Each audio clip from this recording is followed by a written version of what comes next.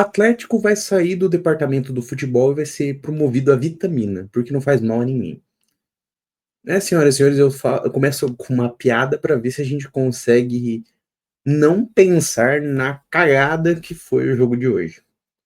O Atlético perde mais uma vez, agora para o Xará Goianiense por 1-0. Um jogo onde a equipe foi totalmente inofensiva. Não gerou nada. Não gerou jogada alguma, não gerou ataque algum. Tanto que é muito, mas muito difícil a gente pensar em alguma coisa que saiu desse jogo. Mas vamos tentar extrair algum comentário. Sou o Pedrão e esse é o Hora do Atlético. Galera, começando ali na primeira etapa, vamos falar do gol do Atlético Goianiense, com o Alex que sai muito cedo. E, como é esperado, né, a maldita bola aérea, como sempre, causando problema, né? Mas, menos de 10 minutos de jogo, já estávamos com um gol tomado. E aí, o que a gente esperava? O time vai organizar, o Odair vai conseguir remontar o time e reagir ainda na primeira etapa. O que entregou?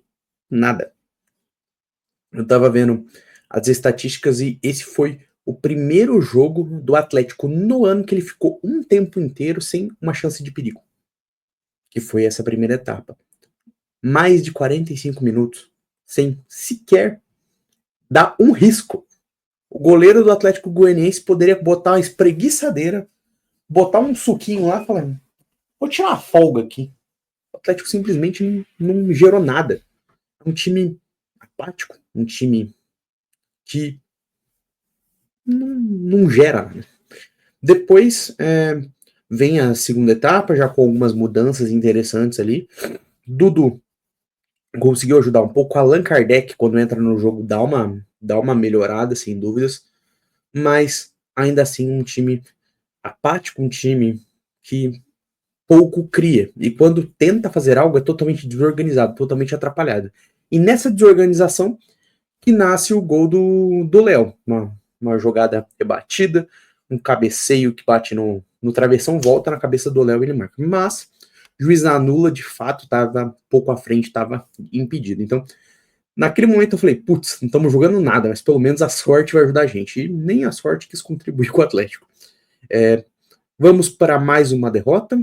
Se não me falha a memória, nos últimos 9 jogos o Atlético perdeu 5. Então, é um time que é extremamente desorganizado, é um time que pouco agrega, um time que é confuso. E assim, eu fui um dos maiores defensores da contratação do Odair, falando que ele é de fato um técnico de um nível bom se você considerar uma Série B. Mas agora me assusta que não tá conseguindo dar jeito nesse time. Um elenco cada vez mais perdido e mais confuso.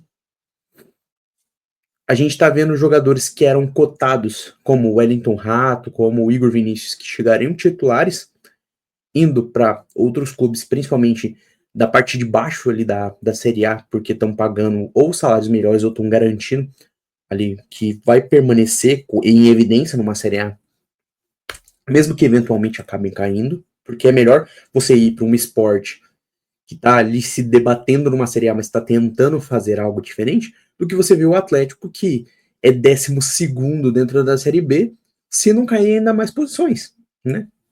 Um time que hoje flerta muito mais com a Série C do que com a volta à Série A, né? Um time que claramente não tem planejamento, claramente não entrega nada. O que me assusta, olhando o Atlético, não é tanto só o jogar mal. A gente já se acostumou com o jogar mal. Desde a época do Paulo Autuori, a gente não joga bem. É comum o saber sofrer, é comum um time atrapalhado jogando mal, mas que consegue às vezes algum resultado. Com Paulo Turra era assim, com Alberto Valentim era assim. A gente já se acostumou, mas o que prejudica mais qualquer planejamento é a tendência, é o caminho. A gente está cada vez piorando mais, cada vez sendo mais inoperante, cada vez tendo mais dificuldade dentro do jogo. A gente é literalmente um barco à deriva. Tamo lá. e sei lá para que caminho que a gente vai. Preocupa muito como torcedor saber que esse time simplesmente não sabe o que quer, não sabe de onde veio ou para onde vai. Acho que mais saídas serão feitas, mas se o elenco já é raso de opções, se não tiver chegados vai ser a mesma coisa. E se os caras realmente bons assim, para nível de Série B, porque se a gente tivesse na Série A, Deus me livre se alguém desse seria contratado. Eu seria o primeiro a vir aqui no canal e falar, Deus o livre. Vocês estão loucos de pensar no nome desse. Mas os caras que são realmente bons, eles não querem vir. Por que eles vão vir para um clube que é desorganizado, um clube atrapalhado, um clube que nem conseguiu fazer da forma correta a porcaria de uma rescisão de contrato com Thiago Heleno? Vamos falar o português bem claro. O jogador tem muita culpa? Na minha visão, sim. É um jogador que foi inflexível durante muito tempo, porque é aquela história, entre o que um diz e o outro diz, geralmente tá a verdade. É uma terceira opção. E mistura um pouco das duas. E praticamente todo mundo que falou sobre a situação aqui, sim, o Atlético ofereceu, mas foi muito aquém. Aí o clube simplesmente tentou ignorar a situação ao invés de conversar com o atleta e tentar fazer. Quando a gente tem uma. E olhando esse cenário todo, quando a gente tem uma diretoria totalmente inoperante ao ponto de não conseguir escolher bem um técnico, agora acertaram com o Odair. E sendo bem sincero com vocês, será que se a gente não tivesse olhado nomes assim no começo já do ano, não seria melhor? Não daria mais resultado? Igual eu falei, o Atlético tem sempre aquele maldito costume que, inclusive, eu já comentei algumas vezes aqui. Falam de nomes horrorosos, nomes tenebrosos, aquele, meu Deus, como é que pensaram nisso? Aí eles trazem um nome médio. O médio, comparado com os nomes horrorosos, que a gente viu anteriormente, parece bom, mas ele continua sendo médio. Esse é o grande pulo do gato do Atlético. A gente viu isso com o Barbieri. Falavam cada nome assim, que meu Deus, caras que têm zero experiência. Que o Barbieri pareceu bom. A gente vê que não, ele só era melhor do que aqueles outros. Mas isso não faz ele um grande treinador, um excelente nome. Aí vem alguns jogos com auxiliar. Agora o Dair, que esse sim para mim é um técnico que poderia estar em algum clube da Série A, é um técnico que tem um nível interessante. Está acima de muitos que a gente teve nos últimos anos. Mas não adianta a gente olhar um técnico que é mais interessante se o técnico não tiver peça. Se a gente... A mais notícias que eu vejo é Esquivel na mira do River. É o Zapelli que, mesmo muitas vezes inoperante, na mira do futebol russo. É um time que já é limitado de opções. Os que poderia ter algum refino técnico estão indo embora. E as contratações não vêm. Vamos rezar tudo para a base resolver? A base pode nos ajudar. Dividir o Dudu que entrou hoje. Tem muita joia na base, tem muito piá talentoso que merece oportunidade. Claro, mas você colocar os piás na fogueira e falar, meu filho, tamo na merda, você precisa resolver, é de uma maldade tão grande.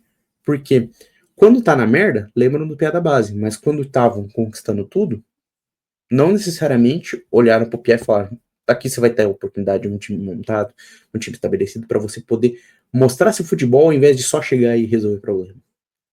Base não é só venda ou uso quando precisar.